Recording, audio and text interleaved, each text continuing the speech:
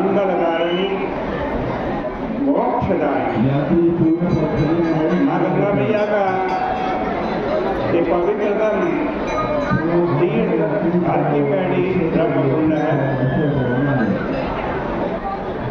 श्री रामचरितमानस से बड़ा सुंदर प्रसंग चल रहा था।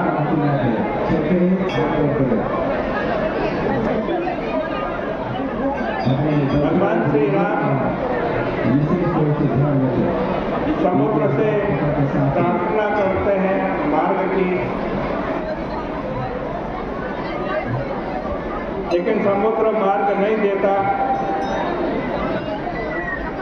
3 दिन भगवान ने समुद्र के तट पर अनशन किया, फिर भी समुद्र ने रास्ता नहीं दिया, मार्ग नहीं दिया।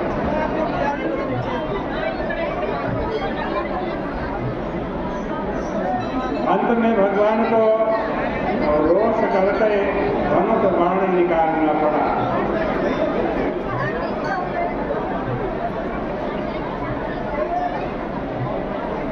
ये सब भगवान की लीला है। ऐसा तो नहीं हो सकता भगवान समुद्र से मार्ग मांगे और समुद्र मांगे। कल आप सुन रहे थे कि पहले जब हनुमान जी गए समुद्र को पार करने के लिए, तो हनुमान जी का तो बड़ा स्वागत किया, नैनाक पर्वत को भेज दिया। अब राम जी जब स्वयं खड़े हुए हैं तो क्या वो मार्ग नहीं? ये सब भगवान की इच्छा से ही हो रहा है। ये तो अभी खड़ा समुद्र को यदि प्रार्थना अथवा सुखाने में से किसी एक मार्ग के द्वारा पार कर लिया जाता तो इसमें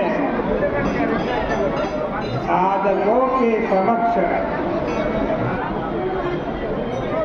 अनेक मार्गों की समग्रता का परिचय प्राप्त नहीं होता। समुद्र अपने आप मार्ग दे देता, सारी सेना उस मार्ग से चली जाती, या भगवान समुद्र को सुखा देते तब चले जाते। लेकिन भगवान को कोई लीला करे, इसके पीछे कुछ रहा। देखो, संसार का प्रत्येक साधक भिन्न भिन्न संस्कारों से प्रेरित होता है, इसलिए उनके कल्याण का पथ भी एक दूसरे से भिन्न होगा। प्रभु के द्वारा धनुष पर बाण चढ़ाए जाने पर संत्रस्त समुद्र हाथ जोड़ करके भगवान के सामने खड़ा हो गया। वो ब्राह्मण के वेश में सोने का थाल, उसमें रत्नों की भेंट लेकर भगवान के समक्ष आया।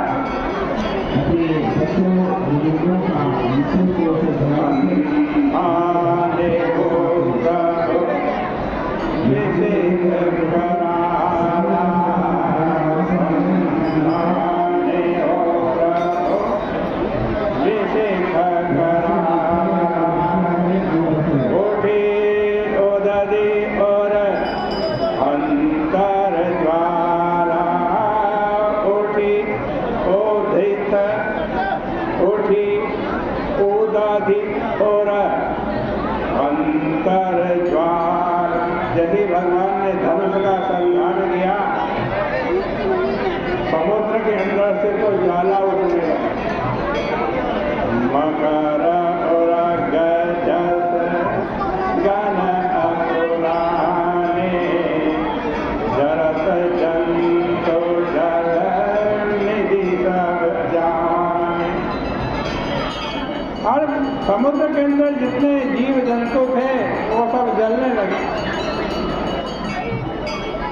फिर क्या हुआ कि कनक थार धरि मणि गणना विप्ररूप आयं गतिमान। फिर क्या हुआ, फिर तो वो समुद्र था ना, सोने का थाल लेकर के आया, उसमें नाना प्रकार के रत्न भरे हुए, ब्राह्मण का वेश धारण कर दिया।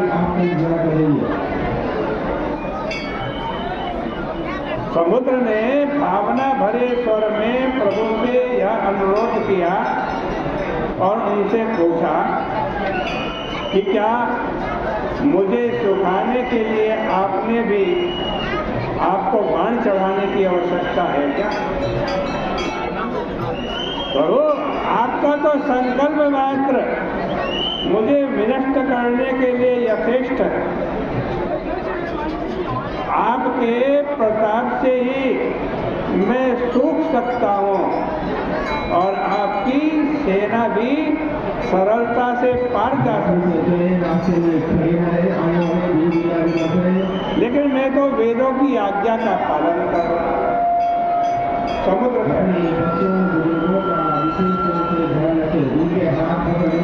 मैं तो वेदों की आज्ञा का पालन कर रहा हूँ, श्रुतियों की आज्ञा का पालन कर रहा हूँ।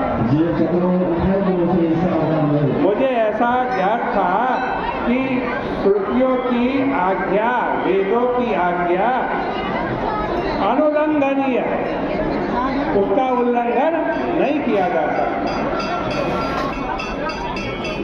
फिर भी आप स्वतंत्र सर्वतंत्र है, इसलिए आपको जो प्रिय लगे उसे करें।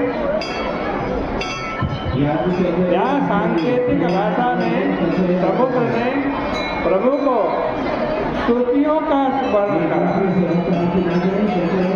श्रुतियों में, वेदों में संसार समुद्र को पार करने के लिए 3 मार्गों का प्रतिपादन दिया है। संसार रूपी सागर को यदि आपने पार करना है तो 3 रास्ते, 3 मार्ग दिया गया।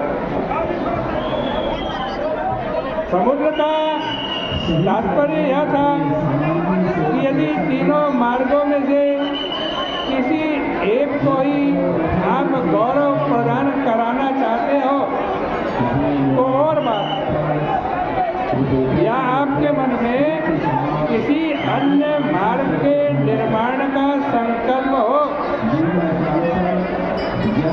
तो मुझे कुछ नहीं कहना। पर यदि आप वेद के, श्रुति के बताए हुए मार्गों को ही समाज के समक्ष उपस्थित करना चाहते हो तो आप सोचकर निर्णय करें कि इसके लिए कौन सी प्रणाली उपयुक्त होगी। समुद्र ने ही नल और नील के माध्यम से समुद्र सेतु के निर्माण का अनुरोध किया। प्रभु ने सिंधु के मत को तत्काल स्वीकार कर लिया और सेतु निर्माण की प्रक्रिया प्रारंभ हो गई।